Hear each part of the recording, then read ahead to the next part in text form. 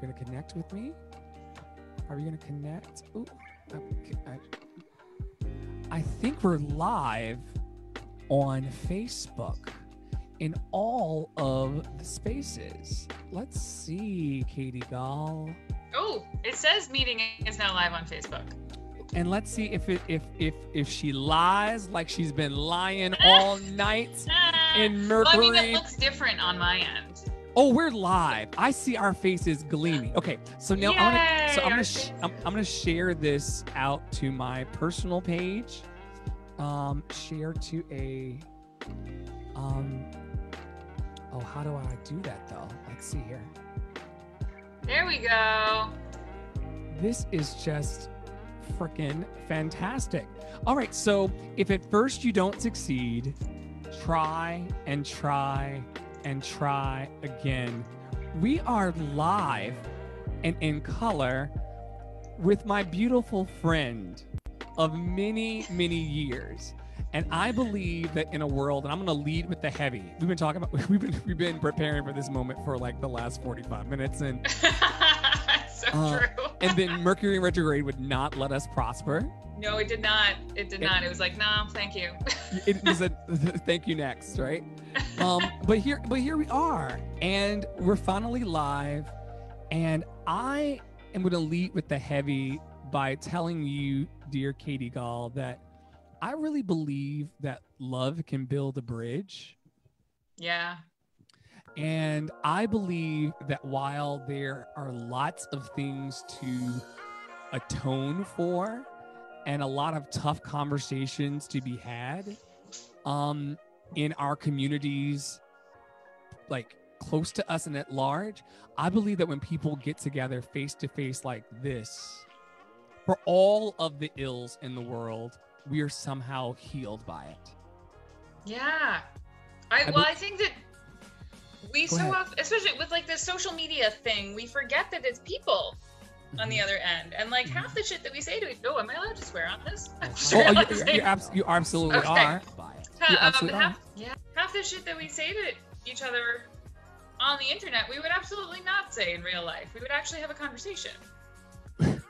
100% we would talk about it, and we wouldn't like throw a rock and then turn a corner and act like it wasn't you, especially if it was only you on the block. You know, people are throwing daggers and harmful words to each other all over the place.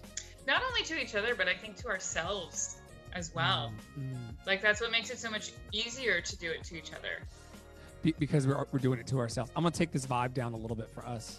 Yeah. Because it was like a nice way to like open things up, but I didn't feel like staying at the party.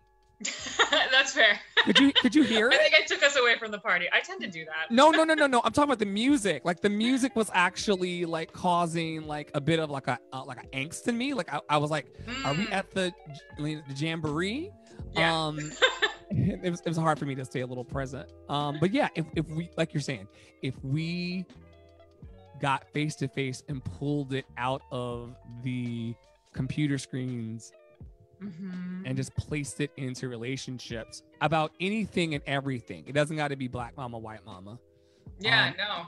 I think that plays out in our dynamic tonight because, you know, I love speaking to anyone who's down with love. Yeah. And so if you're out there watching right now, we would love to hear from you. We are down with love. And so we've gathered tonight for that sole purpose, for the sole purpose of being down with love. Yeah, this vibe is a lot better. I like it. Okay, would you do an opening like woo-woo meditation with me? Yeah. Absolutely. I actually did one before coming onto this call even. It's really important. It's really important. I don't think people really recognize, but we're going to talk about all the ways to be healthy tonight with you. Yes. I don't think people recognize how cleansing it could be to just do what we're about to do. And that is, perfect music cue. Take a breath.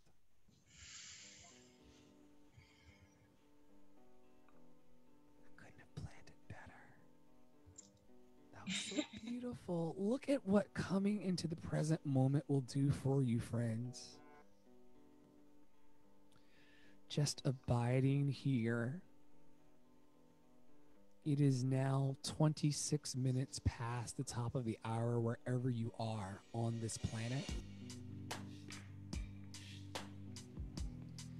If you have been gifted with breath, what the old black saints of my childhood used to say, the breath of life. If you have the breath of life in your body, I dare you to do what Katie and I are doing right now. If you have the breath of life in your body, I dare you, listener, either now or in a podcast later, to put your hands on your chest. And if the only meditation that you can have is the in-breath and the out-breath, we grant that freedom to you now. In the churchy language of my past, and we're going to talk in a second about whether Katie was raised churchy or not. In the churchy language of my past, where 2 or 3 were gathered, they said that the Spirit was in the midst. Now, I don't know if this is like fairy tales or allegory or, you know, white man controlling shit through literature. I don't know exactly what it was anchored in, these words that were handed in my traditions, or one of my traditions, but they said where 2 or 3 were gathered, that God was in the midst. But God is really sticky because it's different things to different people. It's not the same thing to Katie that it is to me. It's not the same person. So for some people, God's a her. For some people, God's a him. And so you see how this can get really dicey. So I say, as we continue to breathe and feel the rising and falling of this beautiful moment, the rise and fall of this beautiful moment, I say that where 2 or 3 are gathered, the presence of love rises in the midst, and you can't fake it. That's what I love about it. Your joy can be so full, and your gratitude for the breath of life can be so abundant that, like, wow. If you ever in your life hear the conversation that we're about to have, if you ever in your life hear it, or if you ever in your life see it, you're one of the blessed people. Internet connections, metal and glass technology. And some people want to use it, friends, keep breathing. Some people want to use it for purposes of evil. Some people want to prove how smart they are on it. Some people want to show you how great they are on it. And, you know, some of these things have their place. We all want to see everybody win, right? But these tools then turn into devices of competition and negative feedback, self-hate and loathing. Where the fuck did that come from? Keep breathing. Where did ooh, that beach looks nice. Why am I not on a beach? Where did their kids look cute? Why are mine running around naked? There's all of these ways in which we get lifted into this really toxic flow. But I love that I have friends like Katie who say, yes, I will come and we will Little Miss Muffet on a motherfucking tuffet for love. And I could weep about it because I'm emotional and I smoke that good herb. But I could weep about it. All you need, friends, is one person to say yes. And I'll tell you who that person is. Keep breathing. It's you. If you say yes to you, stand back. Woo! stand back. My neighbors are going to think I'm under attack, but I don't care. If you can fall in love with you tonight, I'm that love preacher. I ain't got no church, don't want one. I ain't trying to save your soul. I don't give a fuck about your salvation. I want you to see it for yourself. Keep breathing, friends. If you can let that person who stands in your corner be you tonight, at 32 minutes past the top of the hour, wherever you are, if you can let that person be you, if you could stand first in your corner just for the next hour, I'm not asking you to do it for the rest of your life. If you can just stand for you, Katie, if you can just stand for you, Andre, if you can just stand for you, whoever's under the sound of my voice, if you can just stand for you for this next hour and just open yourself to this flow of love that's falling on you, whether you want to feel it or not. But I would recommend that you catch it. Everything else is falling in this motherfucker. Why not love? Why not love? Catch it. Keep breathing. We're going to just stay here for maybe 2 minutes more, and then we'll move into the gratitude guest, our wonderful friend who mentioned on a live stream before the live stream, hashtag Mercury retrograde, who mentioned that we met in a Trader Joe's wine shop.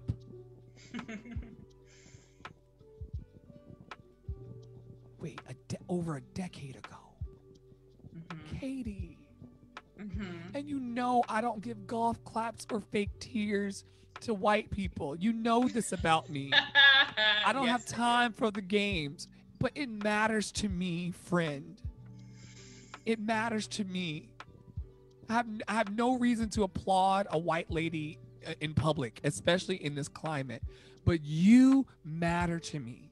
And the reason why you matter to me, that's our transition. We're good with the meditation. The reason why you that's how it works. People think meditation is like, I'm like, it's done. The reason why you matter to me is because we met. I'll let you tell it in a second, but we met there, and here we are. Mm-hmm. Yeah. There are people in our lives that didn't exist when we met there. Yeah, like my husband. and the people that fell out of you. Yeah. Well, that's true. That's true. Them too. And I think the way female anatomy is set up, sorry guys, I think the way, and gals and people, I think the way the female anatomy is set up, and pardon my ignorance, you only get a certain amount of eggs, like in your entire fucking life, right? Yeah. So without being graphic and like in your shit, when we met and hugged it out on that day in New York City, and I was visiting here on vacation. Oh, right. Yeah. I was hugging people that fell out of you years later. Like, half a person that fell out of me, technically. I'm that meta with my shit. Like, it's really remarkable that some people stick and we're blessed for it. And then some people don't stick and we're blessed for it. But to the point of the matter, you have stuck for 11 years. Okay, so I'll let you tell everybody how we as two stars in this big galaxy that's full of stars. I'm gonna stop and say this before I let you talk. Everybody is a star. Yeah. Everybody. So what'd you say? I said there's enough of them. We all get to be one. Yep. You picked it up. You picked up what I was putting down. Like, it's chill. We all get to like win here, right? Yeah. So two stars collide in 2009. Yes. I had just stumbled off a cruise ship to go on vacation. I had just done like 18 months on the water. Mm-hmm. And I said, I want to go to the city of my dreams where I want to live one day. My happy place, New York City. I got on a plane with my cast as our ending trip together and flew here. And then something magic happened. Go for it. Okay. So I was in Trader Joe's. I was in line. I'm a red wine drinker. At the time you were 2, if I'm remembering correctly. Yeah. And I don't know where I was going. I don't know where you were going. But both of us needed white wine for some reason and didn't know. Yeah. So the reason that I know that that's true is because I had just had a whole conversation with some other random customer about what a good white wine was, because I was like, I don't know, I just like the cheap red shit. Were you working there? Nope. No, I was not. Wait, it was just some other person that I was like, is this good?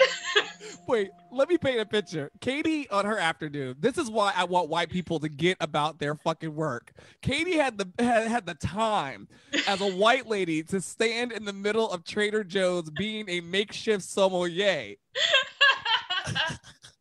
On a Tuesday. Sommelier who had never tasted the wine before, did not know what I like literally, I think I was in line and I might have been the last person in line, and you were like wandering around looking for a white, and you just came up to me and you were like, do you know a good white wine? And I was like, not really, but I was told this is good. White lady looks confident in Trader Joe's. Ask her. We were both out of bounds that day. Like everybody was playing in the sandbox. It was all love. Okay, keep going. So did you recommend one for me? I did. I just told you to get the thing that I got. And you were like, great. And you did, to my knowledge. Now what was crazy though, so you get the wine, we say goodbye outside, we had a good time in line, and chit chat, whatever. Yeah. What was crazy, I go to a hookah bar later that night. Yeah, and like, for context, everybody who's watching, thank you, people who are tuned in and who's going to listen to this later. It was literally like friendly love, all love, probably like hug. Nice to meet you, Katie. Like blessings. Like I'm never going to see you again. Thanks for the wine recommendation. Yeah, like no like trading of Facebook info or phone numbers. Like bad not girl. planning on seeing you ever again. At all. This is how you know the universe is magic. Keep going. Yes. And so later that night, I go to a hookah bar with two friends. We walk in, and I see this guy who I'm like, you look familiar. I saw you at Trader Joe's earlier today. What? And I have a sneaking suspicion that you had not only had alcohol, but had something else as well. Is water wet? I'm about to have it now. Because you looked at me so hard. Like you were like, I know you. Why do I know you? Because let's pause to tell the story. Like from the other side, it's like I've been in New York City for probably like 6 hours at that point. I'm getting the wine to take it back to the hotel to like pregame so that I don't spend all my money in this dusty motherfucker that's too expensive. So the concept of it being millions of people here and seeing the same white girl again, like on the same day, and white women are everywhere here, so like It was just kind of like I was trying to piece it. Okay, keep going because this is across a hookah bar in the Lower West Side. It was on Greenwich. That's it. McDougal. Over there by like Cafe Wah and all of that. Yes. Like in that neighborhood. Yes, right across from Mamoons. The falafel place. Yes. Mamoons. Delicious. Chow, you want to talk about falafel? Don't you talk about yes, and you want to talk about but I was about to go into a depression state because I can't get to Mamoons because that required me getting on the MTA in COVID. Yeah. And you see our numbers are doing this little thing, a public service announcement. Our numbers in New York are doing this little thing of like creeping up, and like there are neighborhoods that are like red zones where people don't give a fuck about other people.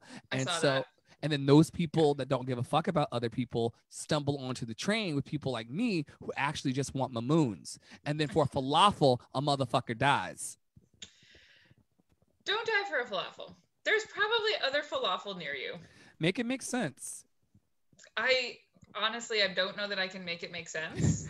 People suck sometimes. People suck sometimes, but people are also really good sometimes. And people are really good sometimes. Yeah. Can we breathe on that together? Thanks everybody who's hanging out with us. We're just two little Miss Muffets sitting on our tuffets of gratitude. There's a lot. I may cry again. There's a lot of evil in the world, y'all.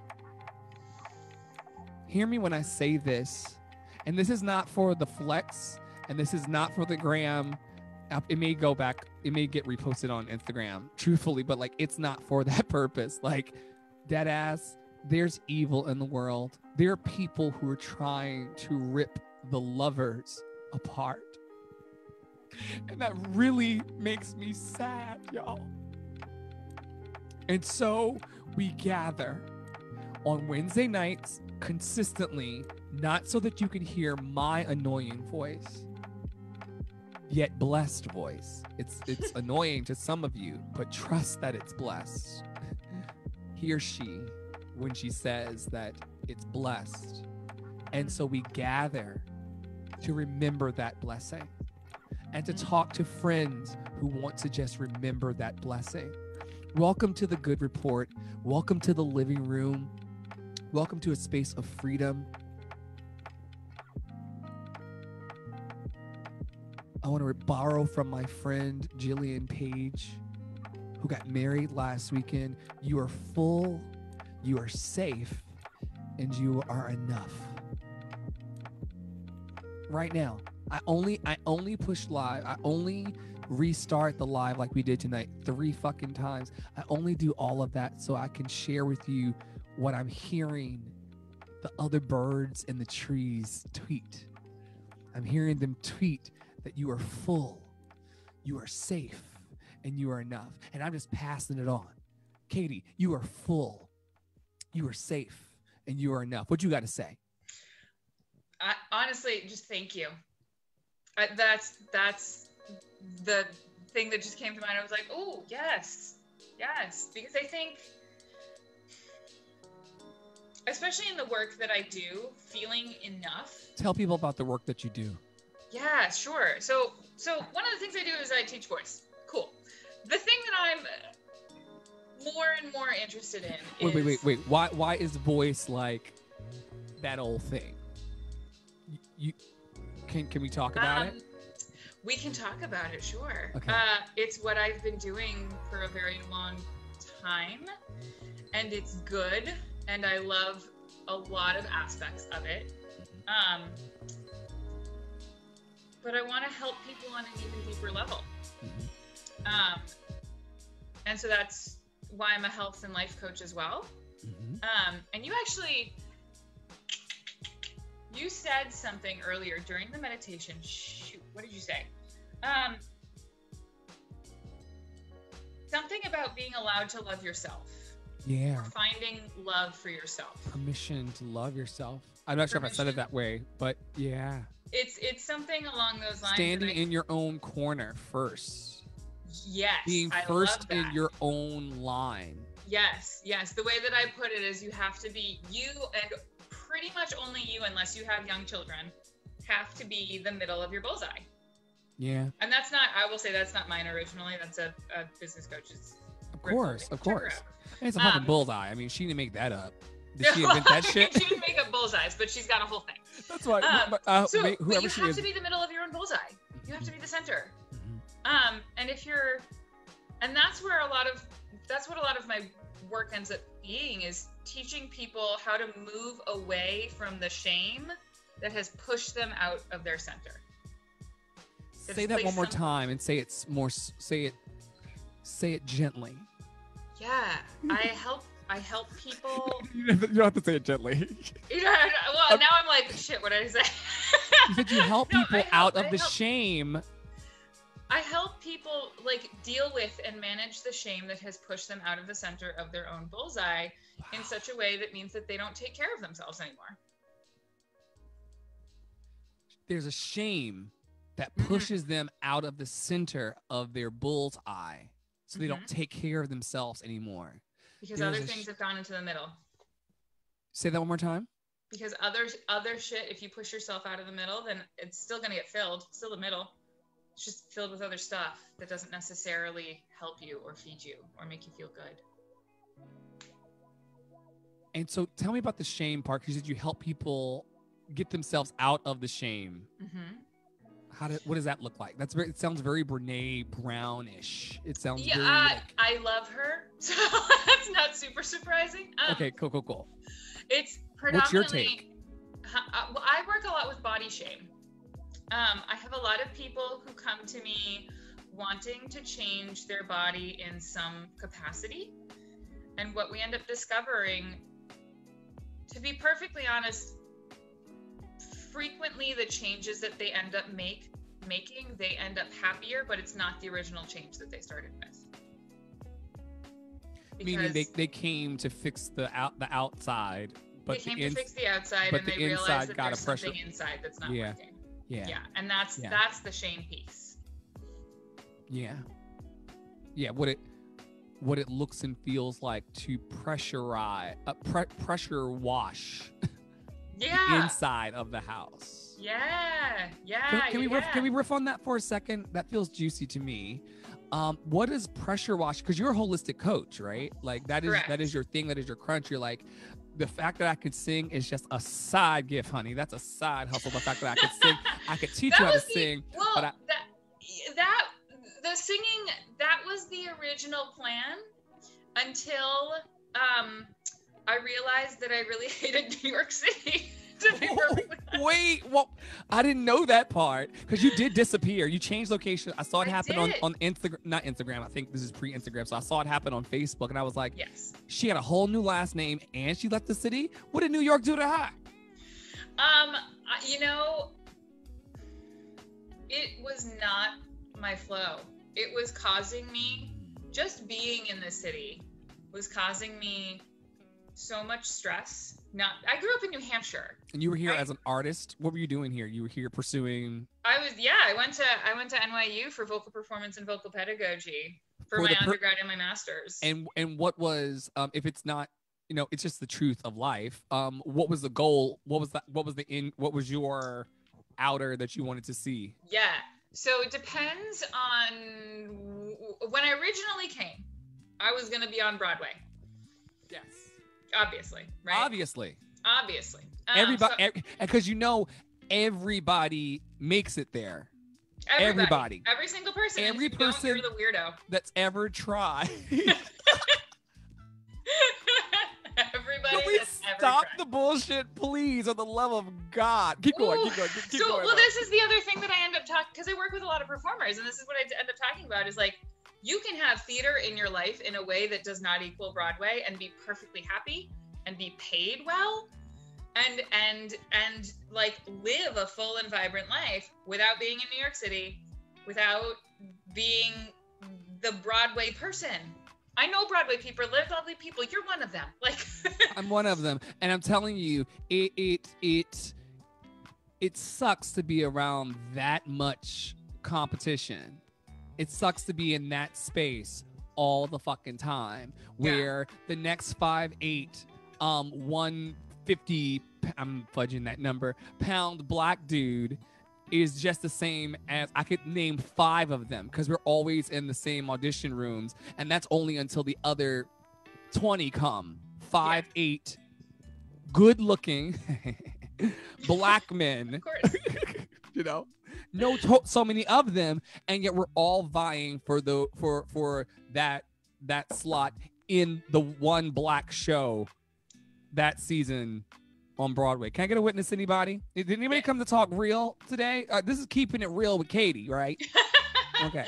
I don't know that it's necessarily exactly the same thing, but being a white woman soprano in similar situation. Line around the block. Yeah, line around the fucking block. And now here's the thing. I got into NYU after I transferred into NYU. I went in for classical voice with this devious plan, very devious, that I was going to transfer into Tisch. I ended up really liking classical voice, actually. What were you going to transfer into Tisch for? For musical theater. I see. Okay. Yeah, I was in Steinhardt. Oh, okay, cool. Yeah. I ended up really liking classical voice, but the thing with classical is more expensive than musical theater because you're pay to play. Explain that to me, because I dabble in classical, but I don't do it full time. No, that's totally fine. So you have to pay to audition. You have to pay your accompanist to be at your audition a lot of the time. You have to pay for young artist programs.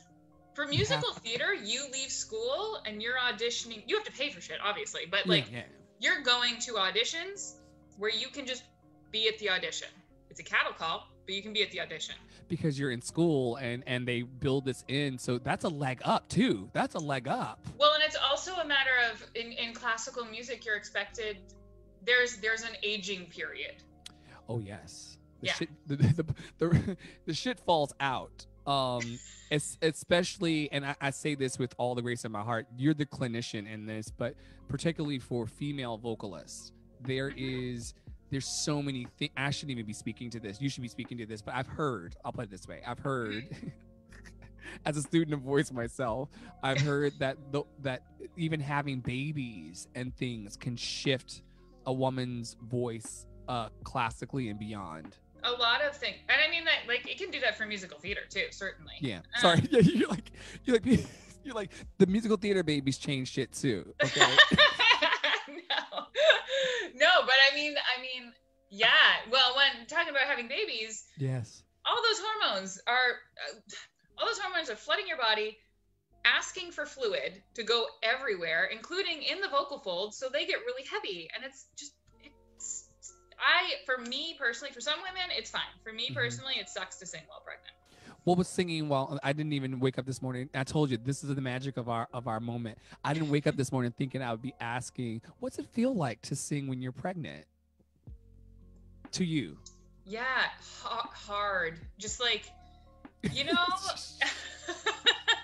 just hard. I believe it because of the baby thing, but the air, your air. Yeah, your air is totally messed up. I actually I found out I was pregnant in the middle of a show where I had a whole dance number, singing number, and like in your first trimester, especially, you're nauseous, you're tired. I was trying to survive on like very little food while like being all sexy and shit. And I just wanted to like go in the back room and curl up on a pillow. And you didn't know you were pregnant, or you knew you were pregnant? I found out that I was pregnant during it. And we got to work. And is that allowed? Are women in me? I know these are the questions you don't get to ask when you're at Ripley Greer. Do women who are musical theater, like twirling, are they allowed to like dance and move and do that rigorous stuff pregnant? The only person who knew that I was pregnant was the choreographer, because I had to tell her certain things that I could not do. Like to modify. Yeah. Like there was supposed to be a lift in there, and the doctors were like, you can do it, but we would prefer that you don't. Yeah. And I was like, I'm going to go with you guys. Oh, hell yeah. Yeah. So, I mean, in general, you can do anything that you have been doing that you are already good at doing, with certain exceptions. Like, I'm like a singer who dances. I'm not a dancer in my mind. So I'm not used to getting lifted up all the time. Chell, if you're not a dancer in your mind, I'll tell you one thing: you're not a dancer then. Well, exactly. Because yes. Of all the places to be a dancer, if you were a dancer, it would need to start in your mind. Absolutely. I consider myself a tap dancer, but I don't consider myself really any other kind of dancer. What is that? But tapping is significant. You're a tap dancer then. Yeah, no, I'm a tap dancer. You can shuffle stuff, I'm not like a pick me up and make me look pretty dancer. I'm like 5'9". You're just not that kind of dancer. But you can shuffle ball change, clip, slap, and all that shit with proficiency, like in mid-level, like equity production, or probably not equity production. I would have to. Let me take that back. Let me take that back. Let me take that back real quick. Hold on. No, keep going. But just know I take it back, because like the equity. Ask if it's equity is like a bomb thrown off in the theater world. Keep going. That's so true. No, because remember, I had a classical period in there, right? So I was like tap musical theater, and then classical for like 10 years, and you don't tap dance in classical.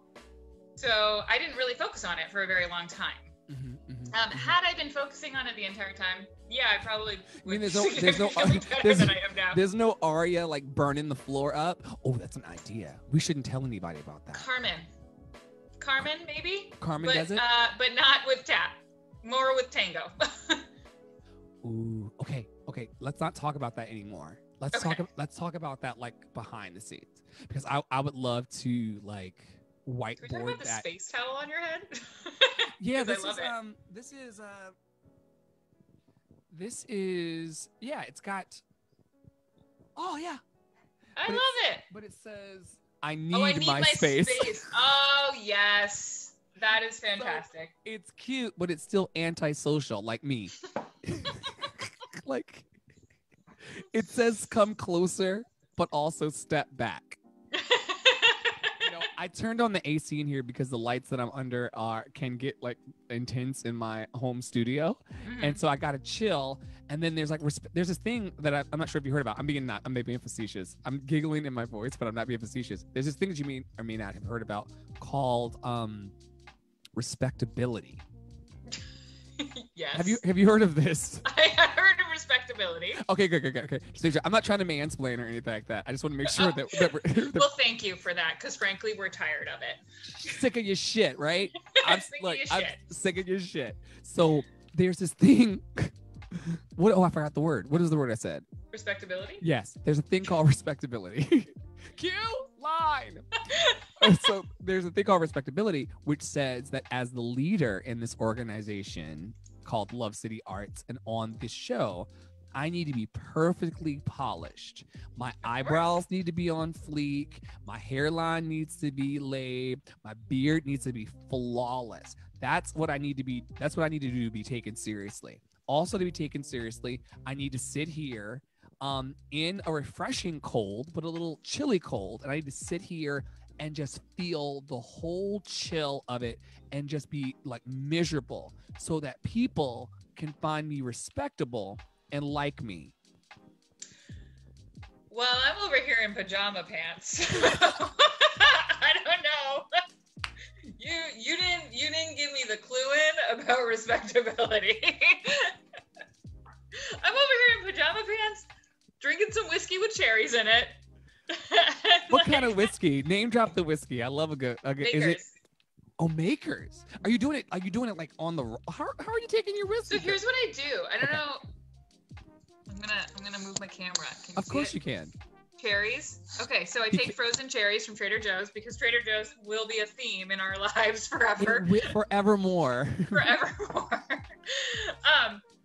They have frozen cherries at Trader Joe's that are delicious, and so I use them as ice, and then by the end of my drink, I have a little snack. I love that trick. I love that trick. Are they releasing if this? Yeah, they like their juices kind of release. They unfreeze. They become like really lovely. A wet dream in the cup. Yes. Like, not that I can't have wet dreams, but yes. Okay, women don't have wet dreams. I won't say that no woman does. I don't. Okay, very well. Which does not mean that women don't have sexy dreams. We have sexy dreams.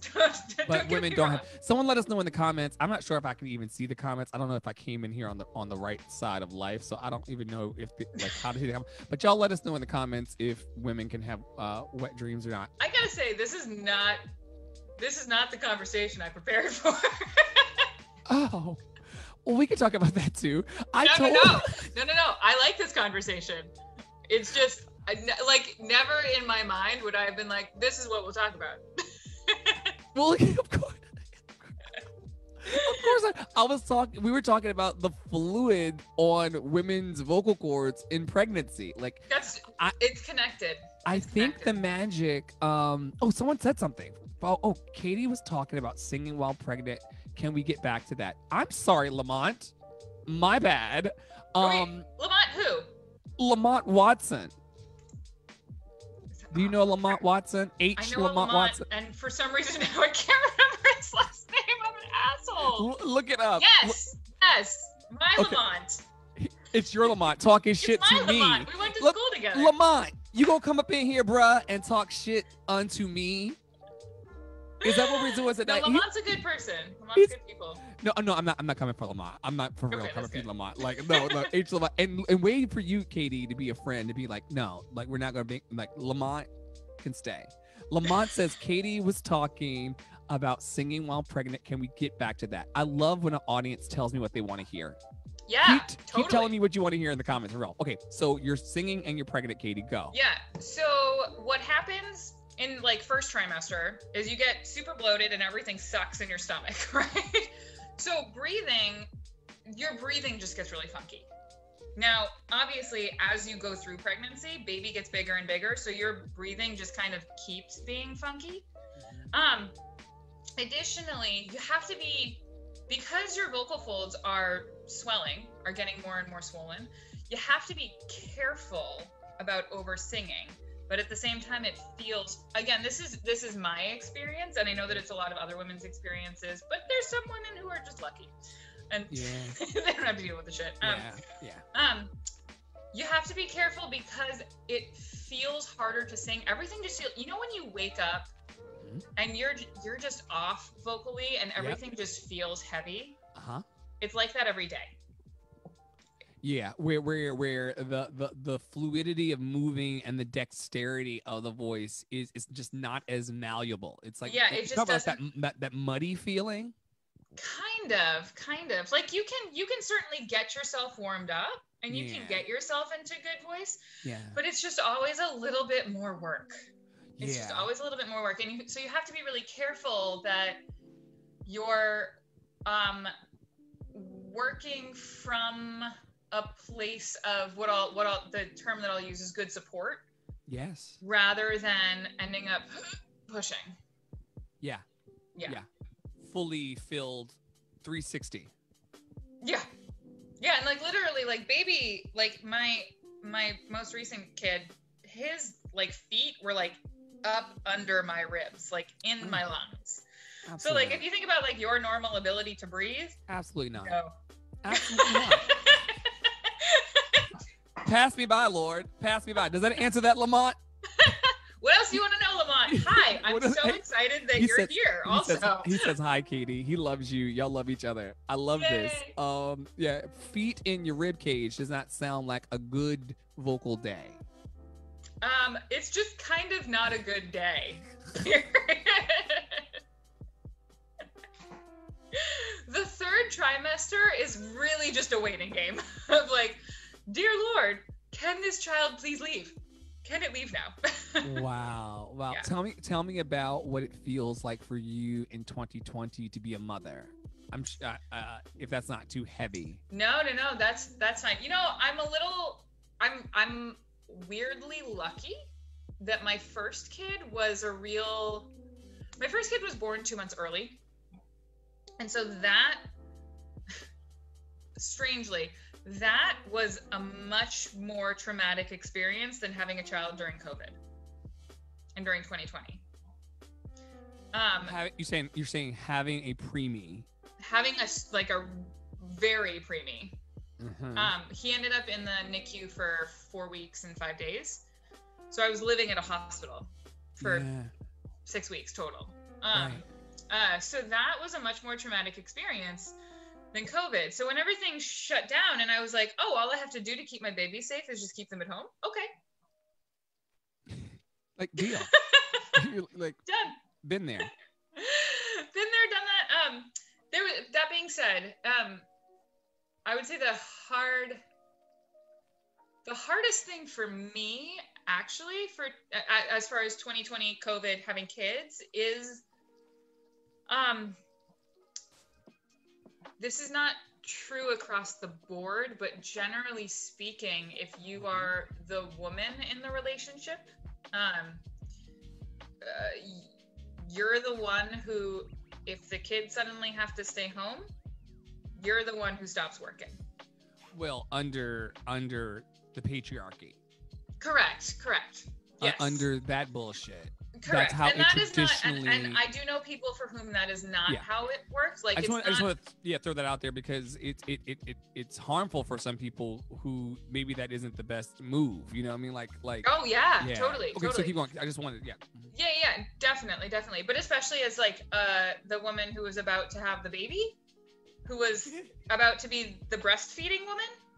Who's the person that makes sense to not work? Me. The breastfeeding woman. The breastfeeding woman. The amazing breastfeeding woman.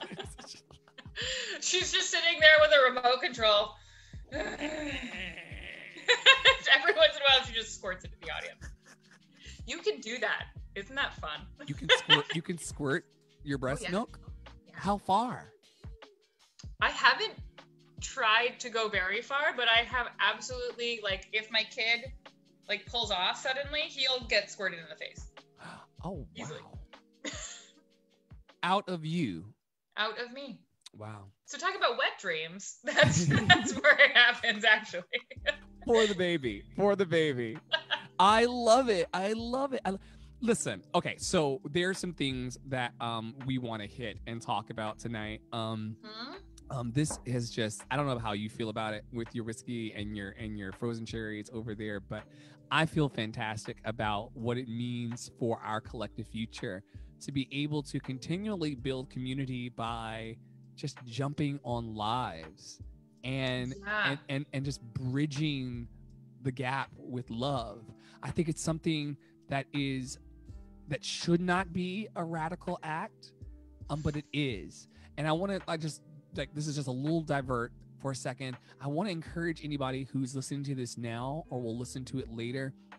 If you have something in your heart, an idea, an organization, something grassroots that's pushing love and the support of people, I don't want you scared. Like, I don't need to be and I'm certainly not the only person on planet Earth streaming right now.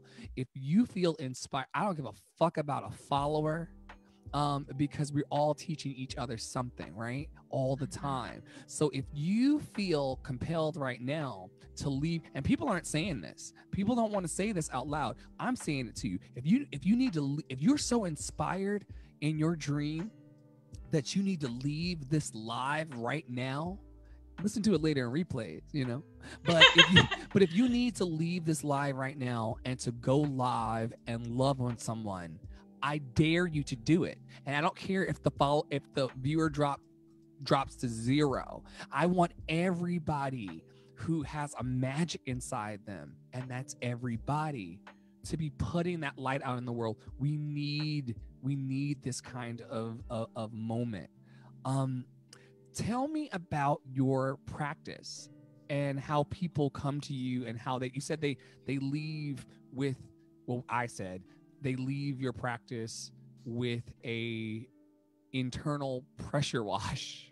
Yeah. So the vast majority of people who come to me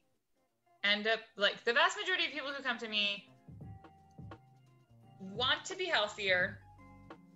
They don't necessarily know what that means, but usually there's a weight loss component as well. Not always, but frequently. And so what we end up doing is saying, like, okay, yeah, we want to work on weight loss. Cool. I start giving them tools. They start discovering that there are blocks in the way. Because when it comes to being healthy, here's what I say. And I don't know if I'm like screwing myself marketing wise by saying this, but when it comes to being healthy, Google a food plan and see if you like it. Yeah. That's all. Google a food plan, find an exercise you like. That's it. Can I say, I think people will actually, the right kind of people, the people that will be drawn to your work and your business will respect the fact. I have more respect for you saying, Google any plan, try it and see if it works for you. You're not trying to take from people. You're giving that. You're like, no. Yeah, that's the thing. Like, I don't like giving people food plans. I'm not going to give you a specific exercise plan. Usually we will talk about building those things for yourself. Mm-hmm. But if you're looking for just a food plan to follow, I know other people who build that, who you can go talk to. You can Google it. If you want to try paleo, keto, vegan, vegetarianism, pescatarian, breatharian, that's a thing. It's basically anorexia. Cool. Right? I'm not touching it. Because I don't need the emails and I don't need calls from the board. That's fair. I don't need any calls from my board of governors saying, so you were talking about breathorexia and the conversation went left? No, it's keep going. Don't go there. That's fair. But like any of these diets, you can look up how to do them, and you can give them a go. That's not the issue. The issue is when shit gets hard, when shit gets emotional, when you start to realize that the goals that you've created for yourself don't actually align with what you want. I just had a client say to me the other day, and I was so happy for her that she said this. She came to me wanting to lose, I don't know, like 20 pounds, something like that. Wanting to lose 20 pounds. She has not lost 20 pounds since we've been working together. And she said to me the other day, I like my body. I like how it is. I think it looks good. And I was just like, great. Let's get rid of that goal then. Like, let's still focus on being a healthy person, but part of being a healthy person, most of being a healthy person, is you being able to look in the mirror and be like, yeah, I like that. A healthy person here. A healthy person here. A whole person here, like attached to the six pack. It's so crazy that people miss this. You may not co-sign this, but it's interesting working in entertainment as you and I do or have done or may do in the future. God's not, we're not done yet. I'm here. Allegedly. Vote. Please vote. Right. So, vote. Yeah. Vote, please. Yes, RBG. Yeah, RBG. Yes. RBG. Yeah. What does it say? It says herstory in the making. Herstory in the making. I love it. We're being snatched bald by that situation as well that's going on. That shenanigan that's happening in the Congress, as they say. But it's interesting, back to the point, like it's interesting being in environments or working in an industry where people are aesthetically beautiful and yet they still hate themselves. And it's the elephant in the room. And I want us to talk about it so that we can truly get free, Katie. Like, if you are healthy, whatever that means, and I'm one of those woo-woo people that believes that, and here I go, but I'm one of those woo-woo people that believes that if you have a healthy mindset, the weight just falls off if that's what you will. And that's like a weird thing. It's controversial. I know you're gonna be like, but I'm like, I don't disagree. I think it takes a little more work than that, but I don't disagree with your overall point. Yes. I'm one of those people that like simplifies like really, really hard shit. Like, like it's easy when honestly, like I'm eating, what my plan is right now is I'm eating one ingredient everything. So if it's not whole, that's a great way to do it. If it's not whole, and if it doesn't like water, apple, pear, onion. Now sometimes it's pico de gallo, but pico de gallo has individual ingredients, onion, tomato. Yes. So eating that way, I did want to kind of shape up. I got some goals for a second husband, and I shall receive God's best for my life. So I said, let me just snatch her together so I can feel good in my body. Some of it was vain, but most of it. And so I started doing this one ingredient item thing as my choice. Like you said, pick it from the wall. That was my choice. But when my mind, like I've started to think, I'm making this choice of one ingredient items for the purpose of a long and happy life. So the intention is not, I've not stepped on a scale in years. The intention is not to be skinny, but the intention is to be whole. And by eating wholly, which is not church, but hallelujah. I understand. But by eating wholly, I feel like a better human being. I'm less cranky. I'm certainly less of a bitch. And you're giving yourself the food that you actually need, and ultimately you're probably doing a better job balancing your blood sugar. And that's the thing that makes us bitches usually. Oh yeah, I forgot about that, because the honey buns that I would smoke up and eat every other night, and the bag of Doritos wasn't going to balance my shit, was it? No, not so much. Not so much. But yeah, but I like you touch on a really good point of like health and aesthetic are different. You can have giant muscles, a 6-pack, 2% body fat, and not be a healthy person overall because you're going home and beating yourself up every day, or because you miss a workout, or you have a chip. You're just like self-flagellating all day, right? I don't know who you were channeling just there. Have a chip. Have a fucking chip. No, I mean, but the thing is, especially for women, but certainly not only for women, remembering that like there are certain ways women are built with more curves than men, and a lot of these fads are started by men. Like they come from men's bodies a lot of the time. Yeah. So like a 6-pack for like my body type is not particularly realistic. And it's not like I can do all the crunches in the world. I can eat all of the low fat, no fat, super low glycemic index. Yeah, whatever. I can eat the perfect diet, which I very much put in quotes, and I might never have abs. I might never be below, frankly, like I've got hips to die for. Come on.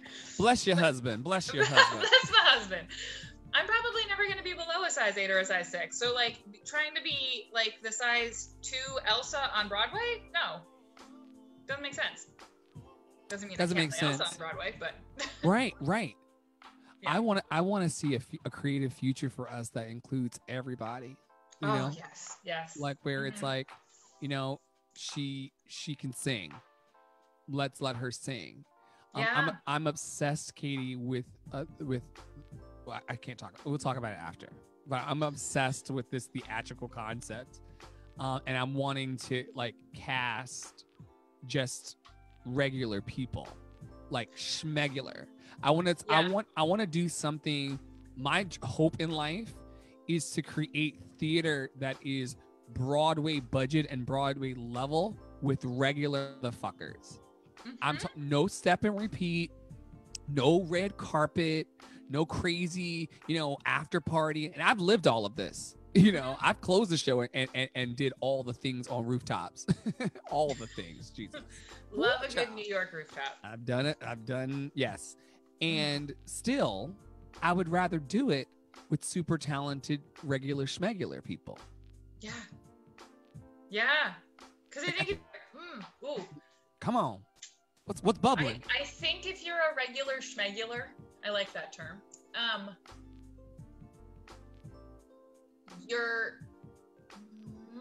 What am I gonna say? There is a realness about having a specific kind of lived experience that comes along with being judged for being regular schmegular. Say that. Oh my God, you're good, but you're fast with it. Slow down. Sorry. There's a specific kind of lived experience that comes along with being a regular schmegular that I think a lot of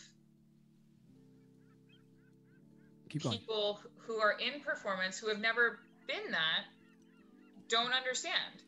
And so there's a realness to it. There's a realness to a lot of those people. There's a realness to the regular schmegular people who want to be regular schmegular. Yeah. Yeah. Well, especially if they want to be regular schmegular. Yeah. I love it. As opposed to having so much of your ego and your fame and your finances in that case wrapped up in what does your body look like. It's a prison. It was a prison for me. For those of you who want a little Love City Arts treasure chest treasure hunt, look deep into the archives of the internet, and if you wanted to find it, you could. There's a very, very skinny picture of me. We call it, well, I can't say out loud what me and my friends call it, but it's a very skinny. I'm in a Speedo on a cruise ship. I was doing like 7 shows a week, running every morning, chasing someone like when you're in these casts, there's a race towards who's the thinnest. On the cruise ships, when I was on cruise ships, you had to be within plus or minus like 5 to 10 pounds or you got ridden up. And so, yeah, the appearance clause that they used to have where we can fire you if you change any part of your appearance during your time here. This happens in theater all the time. Yeah, no, I know. I forget sometimes because now I don't do theater in New York. Yeah. And I'm like, oh, that's so terrible. I've worked in theater spaces with receipts. You can DM me if you want the tea, but I've worked in spaces where they've said, and I'm naming them right now, Carnival Cruise Lines for sure when I was there decades ago. A young whippersnapper cutting my teeth on the ocean as a professional, they had us show up every Tuesday to jump on the scale in front of everybody and log it in a book. So you can imagine. That's terrible. That's awful. It's terrorism. Like, sure, yeah. Or, yeah. It's, I'm like, sorry. Because to me, like, here's the thing. At the end of the day, you're another day older. Sorry. Keep going. Love that show. Okay. At the end of the day, I have now had 2 babies.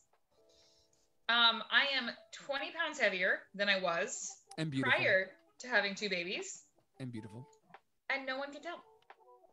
And so, like, if you can't fucking tell that there's an additional 20 pounds on me, like I've asked friends who are not gonna lie to me about it. You know, who will look the same to me. You look the same to me. Yeah. You can't necessarily tell, and like that's the regular thing to me. schmegular. You look regular.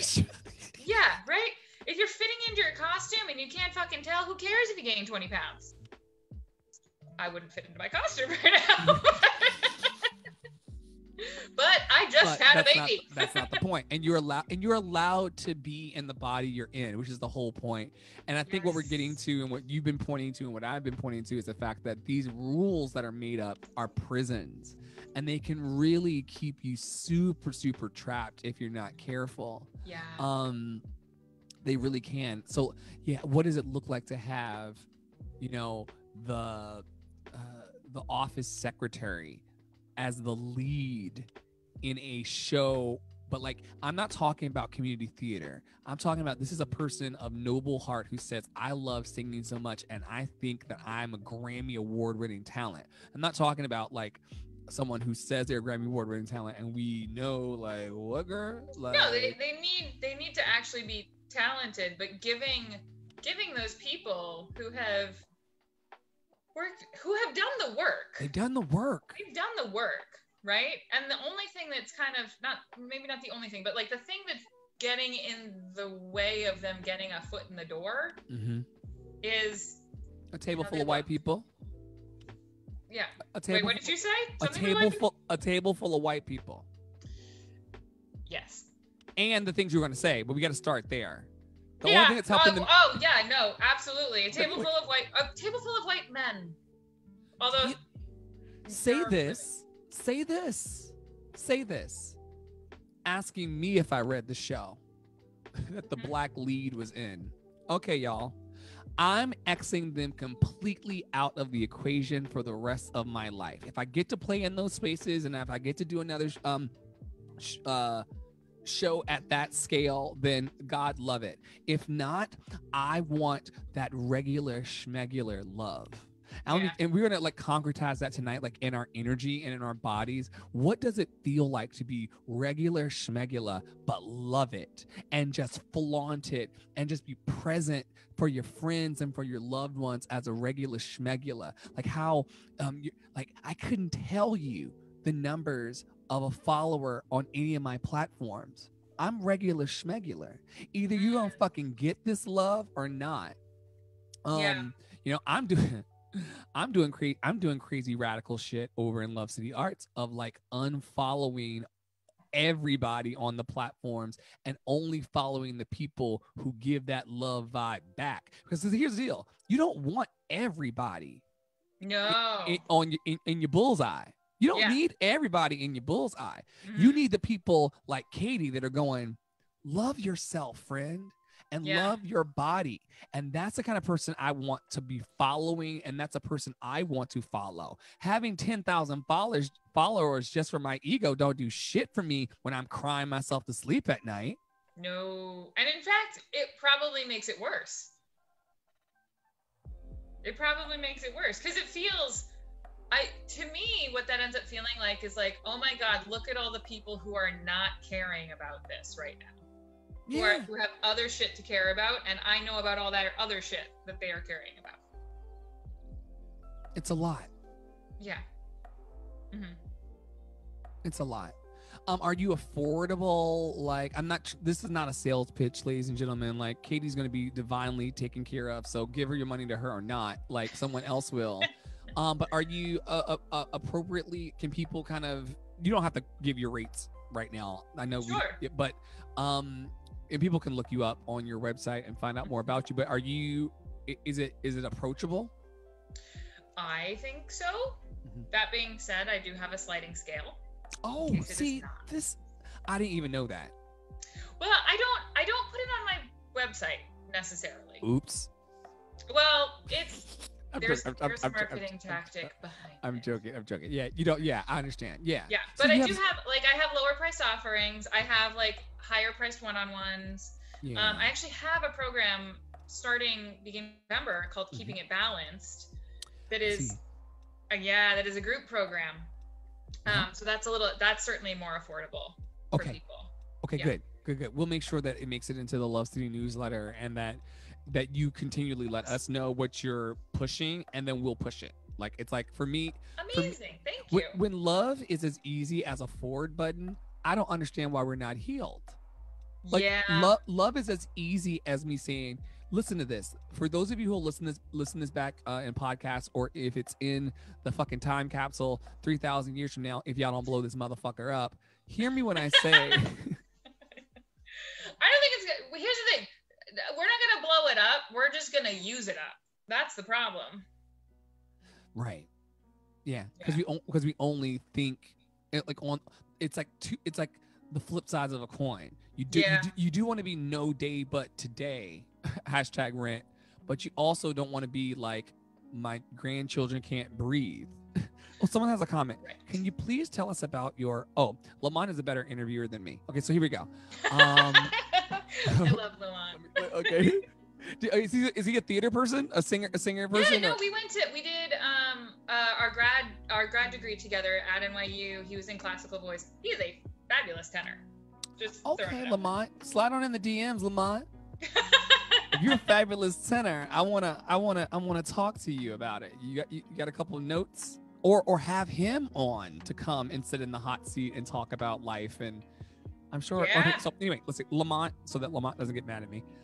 Can you please tell us about your experiences auditioning and working in the musical theater industry, and what you know now that you wish you knew in the beginning? Sure thing. I'll let you go first. I have tons to say about this. I think you're gonna have more to say about this than me, because here's what happened. Here's what happened. I was in New York auditioning for classical shit. And this is where my interest in coaching versus, because you asked earlier, like, why is voice teaching over there? I ended up teaching so much that I couldn't perform. I ended up teaching so much, making bank. That was great. Yeah. But teaching so much that I didn't have like the vocal capacity to keep going at the end of the day. So I didn't start doing musical theater again until I left New York City. And then it was like my soul opened up. It was fantastic. So you might have more useful stuff to say about it to him in this space. All right, I'm gonna go really quickly because Lamont doesn't like when I go on and on. So, which I love. Okay, so, but he may forgive me if I talk about what he wants you to talk about. So, can you please tell us about your experiences auditioning and working in the musical theater industry? Okay, I want to speak for myself. Auditioning and working in the musical theater industry, I want to keep my energy pure. So, but remember, you want to keep your energy pure. Yes. But that doesn't mean that you should spiritually bypass. I'm not gonna spiritual bypass. I'm gonna tell the truth. I just gotta figure out how much truth we gonna talk about tonight and how much time we have. Okay, so Lamont, dear Lamont Watson, dear H. Lamont Watson, if I were responding to you, I would say, my auditioning. I've been auditioning off and on in New York City for the last 7 years, not counting this fucked up situation that we're all in together, and we're gonna make it through together. 7 years ago, I moved here from Wyoming. I had 2 months rent, and I hope this is helpful, Lamont. I had 2 months rent and plus $500. Now, I had friends here who were like, here's where you're staying, so that's where the rent goes, and here's a potential lead to a job or two. That worked out, but that's all I had plus the $500. Auditioning became just awful. I don't like the process of it, Lamont. I hope this is helping. Because you're in the space, like you're like, for sometimes it's like a whole day, like, of you just sitting around waiting to sing. And I'm really trying not to discourage. Audition, right? For one audition. He says, yeah. I love both of you, and thank you for answering my question. Okay, so we're on a good path. Okay, I'm talking about, I got class from Lamont.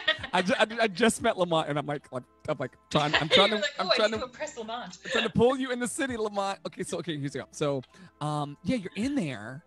So, for some people, I never talk about this. For some people, you show up at like 6 in the morning, and you stand online outside the building until it opens at 9. Then you come in to the building, you sign into security. I'm gonna walk you through it. And I actually should do like a body cam and like take someone through the day. Like a GoPro? Yeah, and GoPro is better. Yeah, body cams are for people who don't use them. Yes. Okay, so anyway, you walk in, this is helpful. It's gonna be a horrible story, but it's helpful. And it's going to illustrate to you, Lamont, why I'm trying to change it all. In Love City with people like Katie and you, Lamont. You high tenor singing ass. Okay, so you wake up 6 o'clock. No, you wake up at 4. You wake up at 4 or 5. Yeah, because you got to be in line by 6 o'clock, and you got to look good. You got to be in line by 6. You got to be warmed up. You got to be warmed up on the street. The number of times I did lip trills on the subway and looked like an idiot. Yeah. Now, one thing you should know, Lamont, is that this is gonna be fun in replay. One thing you should know is that your roommates and your neighbors through paper thin walls can hear every movement in the fucking house, because you're in New York City and you're literally stacked on top of each other. So even if you're trilling at 4 or 5 in the motherfucking morning. Now, and let me be very clear also, Lamont, there are different rules, because for full clarity, this is just the way it exists. I'm not saying I support this. I'm not saying I support this. I'm not saying I support this. If you are a non-equity actor in musical theater in New York City, you're on the street at 6 a.m. waiting for your turn in line, even though you have to pee for 3 hours in the cold to get into the building, if you're a non-equity actor. If you are an equity actor, and I won't get into all of that, but if you're an equity actor, you can get things like appointments, or like you can get appointments. They can invite you to come in and sing at 1 p.m. You're in at 1 p.m. and you're out by 1:15, and either they liked you or they didn't. But you got to kind of like grow yourself, or either get into those spaces to become equity. There's a lot of controversy around that. It really offends a lot of people. Never, ever, ever be an equity person that loves yourself around non-equity people that hate themselves. I'm gonna say that again for the sizzle reel. Yeah, no, you're not wrong though. That is a shot, bang, bang, heard around the world. Never be an equity person that loves yourself in a room full of non-equity people that hate themselves. And the reason why I'm saying it that way, beloveds, is because it means different things to different people. And y'all get so caught up on the letters AEA that you don't even pay attention to making good art in the world. Y'all are the same ones going, I don't work for free. Sure. Then sure. Then pinch off your love and your joy until you get the equity card. But let me tell you something. As someone who has a very expensive equity card, when my tears hit the pillow because Black Lives Matter, none of that matters. None of it matters. Okay, so anyway, sorry, Lamont. Lamont's not gonna like that. I went off on all. Okay, so I think Lamont will like that plenty, but okay, cool. Okay, cool. And so, if you're equity, you're in the building. I am equity, so Lamont, I have to confess that. So I get appointment slots, and when I had an agent that dropped me, by the way, so if you're out there looking for a 5'8", about 150 pounds, I don't weigh myself, singing Black man, in addition to Lamont, who also is a singing Black man, send us your agents. I would love to have a new one. I will say, earlier on the call before we started, Andre did not know that I could hear him, and he sings very well. Oh, thank you for the assist. You're welcome. I don't know if you were in the shower or what was going on, but regular schmegular singing is what I was doing.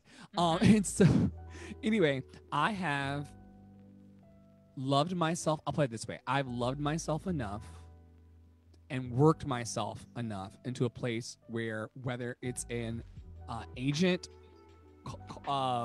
request or not, I can, for the most part, gratefully go audition and like invite only. And some people would say like that's a kiss of death to actually say on a live stream, but it's just my truth, Lamont. Like I send my shit in and I humbly request that you give me a slot so that I don't burn my whole day. Okay, so you're out there at 6 a.m.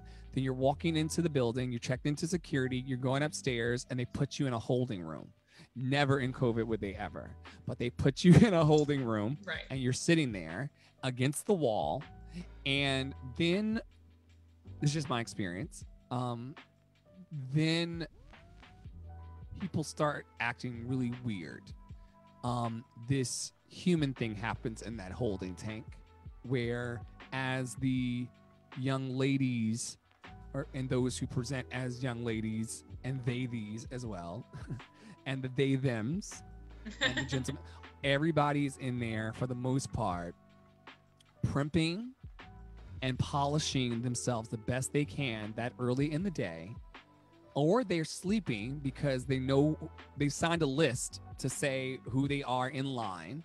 That list is hundreds of people long. Be not discouraged though. God is still in the blessing business. Hey, so there's hundreds of people on that list on the wall. Some people are sneaking in to the building after they close their late night shifts at the restaurant to put up their own fake list. White people, they put up their own fake list.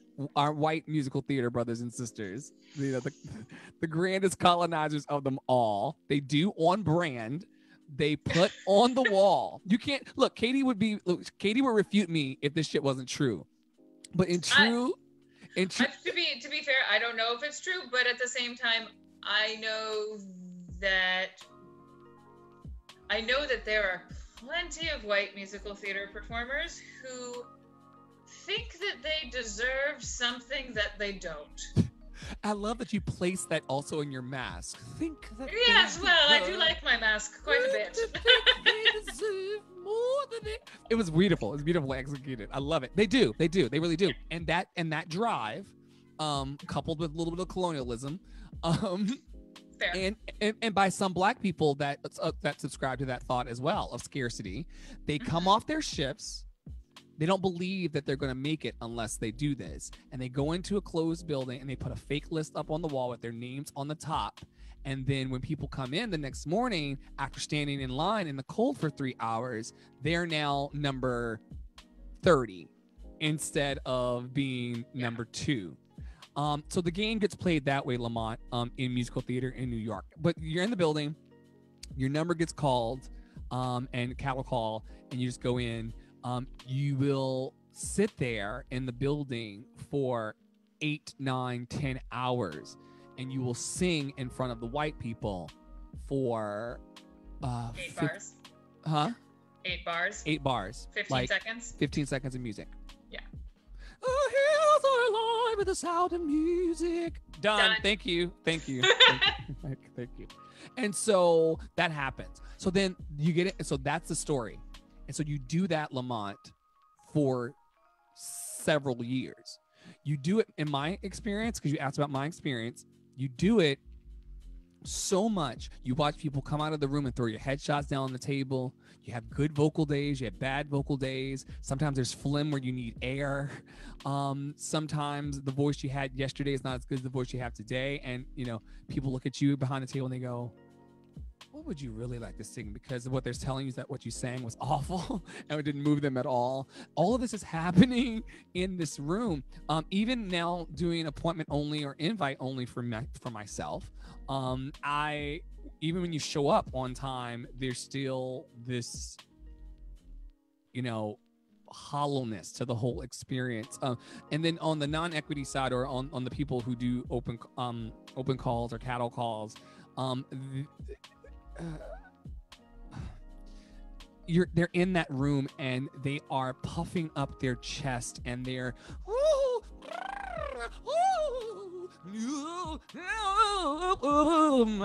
they're doing all of that like right beside you to try to like shake you from your center. And so they're going over and they're plucking notes, and y'all are both musicians, so you know what the fuck I'm talking about.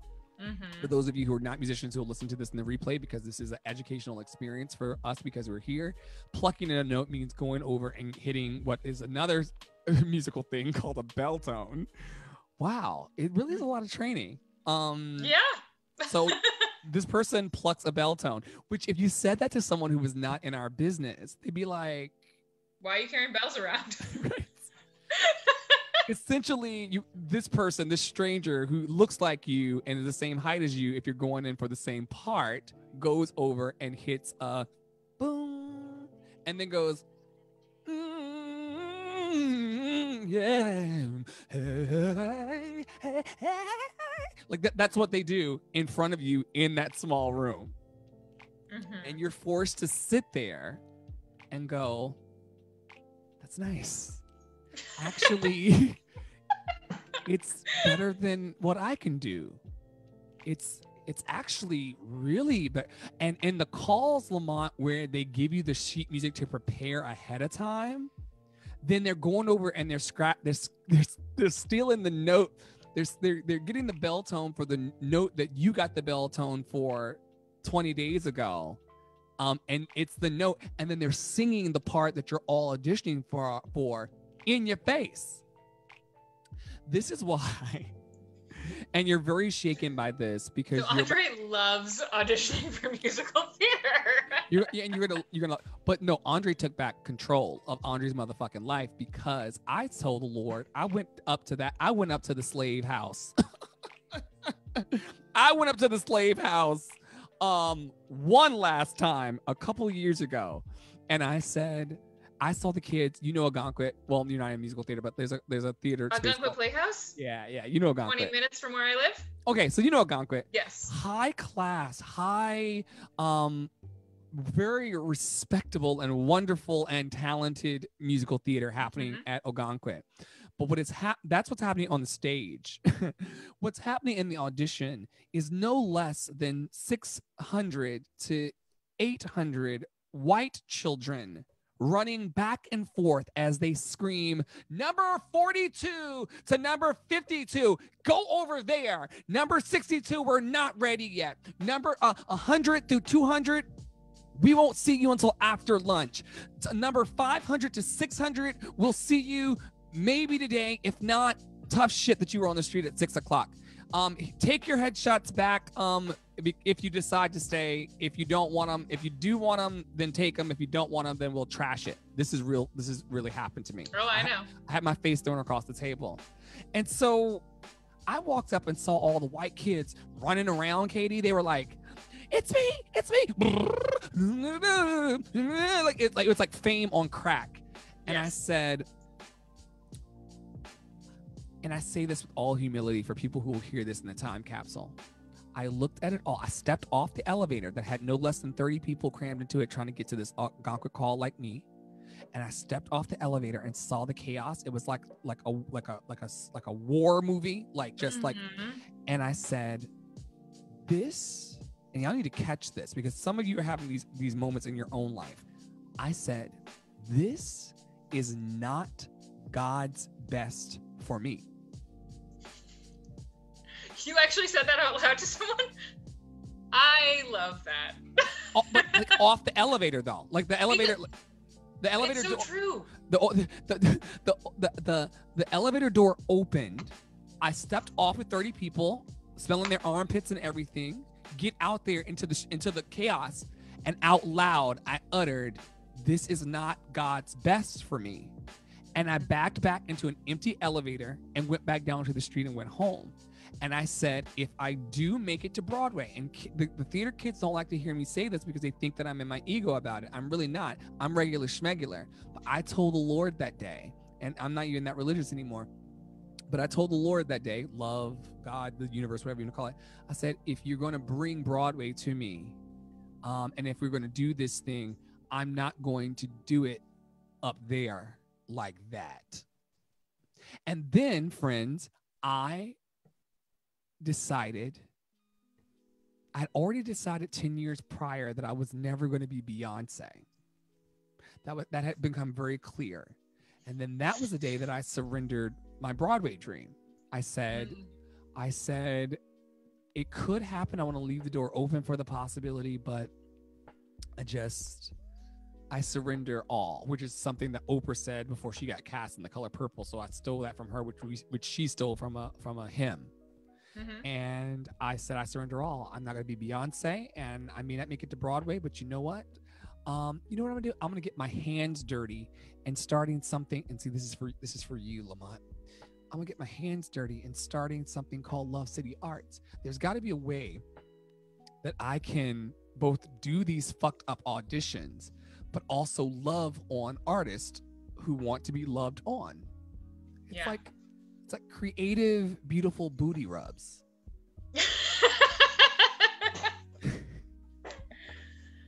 Yeah. How about that for a promo? So that's my experience with musical theater and working musical theater. That's auditioning. Quickly, I'll say the working part in musical theater is wild. It is, once again, you find people like Katie who love themselves enough to just fucking sing and be excellent at it, and it's all love. And then you find people that want to add extra notes right beside you on the Broadway stage as if everybody isn't talented.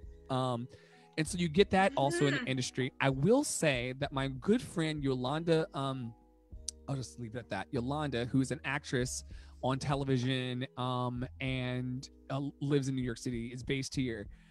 She's told me when I first moved here, you want to work yourself to a space where you're so high in your craft that the assholes can't breathe there. Yeah. And we know there are going to be assholes everywhere up and down the tree, but I have found that people who sing on Broadway mind their P's and Q's a bit better than the ones at some of the other playhouses I've worked in. Because for the industry people who are deep in the mud of it, that is the place where you make it or break it, whatever the fuck that means. And so I will say, working in musical theater industry, there's mess that I engage on cruise ships that I did not have to engage on Broadway. There was just a whole, and then you start like factoring in the equity cot that they provide for you that allows you to sleep between shows in a nice comfy area. And the in our theater at Broadway in like 53rd or 52nd, like there was endless red energy drinks. I think Monster Energy like sponsors like Broadway or some shit, because behind, like in the back of house in every Broadway theater that I've been in, there is a giant, tall, towering case of Monster Energy drink. That's so strange. Both that's sugar, like terrible for you, but that's fine. They're killing themselves for the love of it, right? Both sugar-free and not sugar-free. Lamont, let's talk sometime off live about, we can trade more battle scars stories. I will say this though, Lamont, in closing, I love what I do because it connects me with people like you and Katie. Yeah. There's a language that we have, and as much as I still want to say fuck these people and leave it, but my heart compels me to keep coming back to the love now. What I know now that I wish I knew in the beginning, you don't have to try as hard. I sent from a vocal help me, Katie. Pedagogical. Say it again. Pedagogical. Vocal pedagogy point of view. Yes. From that point of view, I was singing so hard in my 20s. Like I was muscling up for notes that I always had. And we all have our gifts and our talents. And y'all as singers know, we know the notes we have and the places we can go. I always had those same places in my 20s, but I let people and my self-esteem fuck me out of being free. What I wish I knew then that I know now is that the people that laugh at you in the wings, and I'm throwing a punch right now, the people that laugh at you in the wings while you're singing on stage because you missed one note, they more than likely will not be with you on Broadway. Yeah. Yeah. That's what I wish I knew. Forget the riffraff and forget the bullshit. Just be excellent in your craft and keep love at the center of your heart and be generous with your creativity. And don't let these fuckers shake you. That's what I wish I knew. And the most important thing that I'm learning this in my romance. I'm learning this professionally, personally, in my art. And it's something that they teach and something that I teach as a vocal teacher. Sometimes you think you need more air. This will preach, Katie.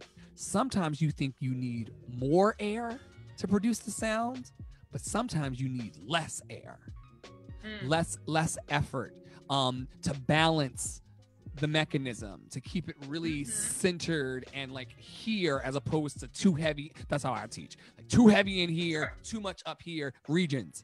And so I was tight in my voice. I didn't even sing the way I do now 10 years ago because I thought I had to do so much. Yeah. So I wish I knew, Lamont, to just tell the story. Sing your fucking notes, keep it classy, and go the fuck home. That is actually something that I consistently am telling students, like, simplify. That being said, I will say, going back to the pregnancy thing for a second. Yes, please. Always. My boobs are about to explode. Oh my God. That would be a Love City first. We've been going, oh my gosh. Wait, what's that? Yeah. No, it's almost 11. I think this is a record, Katie. Yeah? Thank you so much for hanging on. That's why we've lost all the viewers, but two.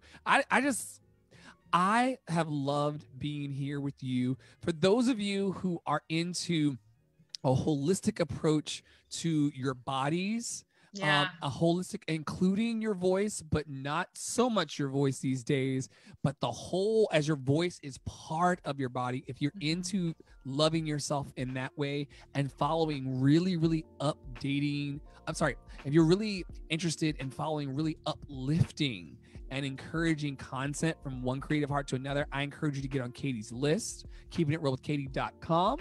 KeepingItRealKatie.com. KeepingItRealKatie.com. Keeping It Real, and they'll be in the show notes. KeepingItRealKatie.com. Follow her on Instagram at KeepingItRealKatie. It's a nickname that a friend gave me at one point. It's the best way to be, and you just kept it real by telling us that your boobs are going to explode. And then that, friends, Keeping it real is Love City history. You won't see that next door. I love you so much, Katie, and your exploding boobs. I love you too. I think even without exploding boobs. Yeah, both and. I love the gift that you bring to the world. So let's just keep it going, my friend. Yeah. Thank you so much for having me. I had a great time. you're always loved. It's from the Trader Joe's wine aisle to now 11 years later. Yes. We're still just as in love as we were by the Pinot Grigio. Yes. I don't even know if it was a Pinot Grigio, but yes. We don't fucking know. Have a good night, friend. Hold, hang tight. Yeah.